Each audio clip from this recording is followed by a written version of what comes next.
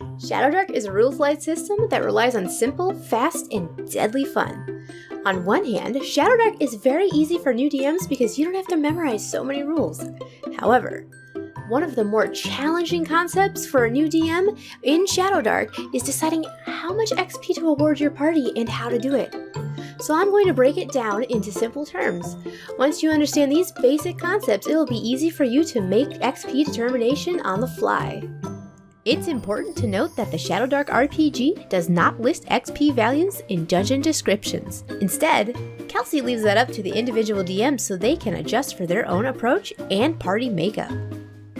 This is because finding a treasure chest with 30 gold pieces would be big for a first level party, but that same chest would be considered mundane for a 5th level party. The Shadowdark manual breaks treasure down into 4 categories and suggests XP based on these categories. Let's simplify this by concentrating on the values of 1 XP versus 3 XP. For all items that are simply worth gold, holding no magical properties, you can feel comfortable giving the party 1 XP. This includes a chest full of gold itself. Even if that chest is full of 300 gold pieces, this would still only be worth 1 XP, mainly because the party will be able to convert this gold into XP by carousing. If you feel like that's not enough, then you can pick a number.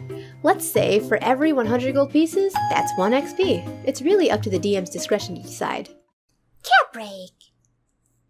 Meow meow meow meow meow meow meow meow meow meow. No, no, no, no, no, no, no,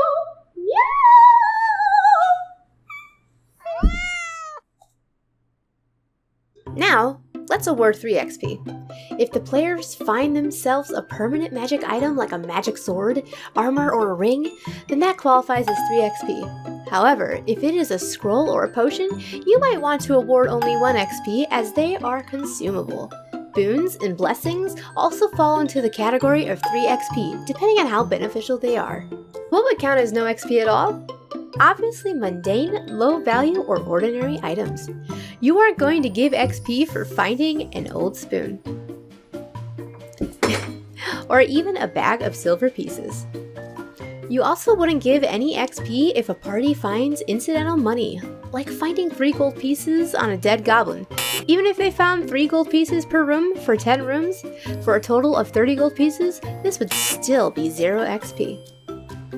However, if your party stumbles upon a treasure hoard of 30 gold pieces, then this would be 1 XP.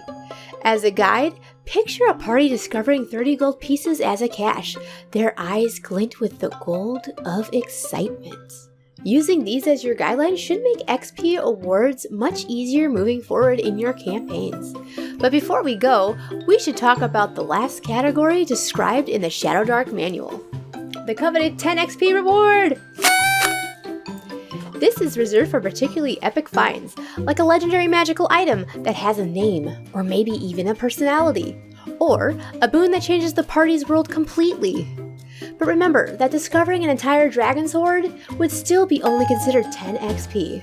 If you stick to the 1 XP and 3 XP guidelines to start, you will keep XP simple for yourself. As you become more comfortable with this, then you'll be able to identify XP awards of all types with ease. And even though this is Shadowdark's rules, it is your game. You're the DM, and you make the rules. Thank you for watching, and before you go, I have a message. Right now, the backer community is voting on which bonus answer sheets will be included in my book. That's because the Unnatural Selection crowdfunding campaign has taken off.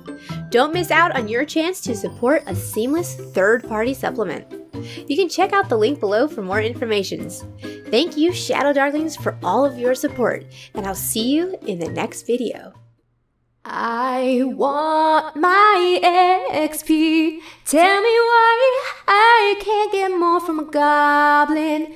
Tell me why that old spoon is worthless. Tell me why I only get 10 XP from a dragon's hoard. I want more XP, yeah, I want my XP.